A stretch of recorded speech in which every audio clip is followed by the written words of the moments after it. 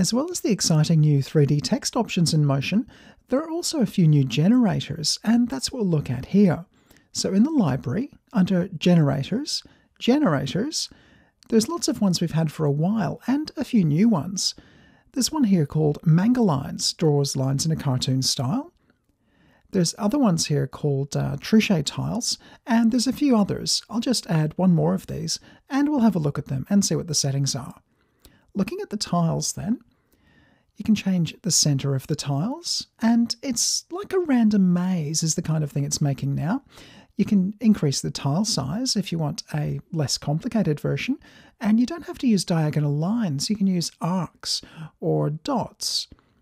Now, the interesting thing about this is that it's actually just one little tile which is repeated and flipped randomly, horizontally or not. And you can apply a different random seed to get a different effect. Certainly feel free to animate the random seed to have this changing over time. Leaving that one aside, we've got a sunburst, and I'll just hide some other ones so you can see the sunburst on its own. You can change the radius, change the angle. You can also have waviness, and an increased waviness. Perhaps animating this could give the impression of a hot sun on a hot summer's day. That kind of thing could be used in a lot of animations. Also, the number of waves can be changed, as well as the wave offset, if you just need to perhaps radiate the heat out from the center. These are all things you could animate for good effect, and obviously you can change the color and position as well. Manga lines, you may start out thinking it looks just like a Japanese cartoon explosion, and indeed that's what it is, but you can change the color, and that'll produce quite a different effect. I will set it back to black and white for the moment though. You can change the angle, the inner and outer radius, and again, that's something you could animate to make an explosion.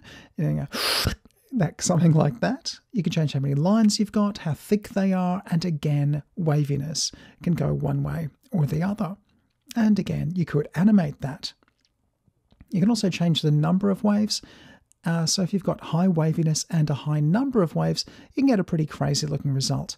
And again, you could animate offset if you wanted to have waves coming out from the center of screen. Also the random seed to change the look of things. So loads and loads of options with these new generators, and as usual, you just need to dig a little bit deeper to see a slightly more different result. If you want any of these accessible in Final Cut, just be sure to make a new Final Cut generator, place one of these generators in there, and then publish everything that you want to have accessible in Final Cut. In the next video, we'll look at the new and improved masking controls.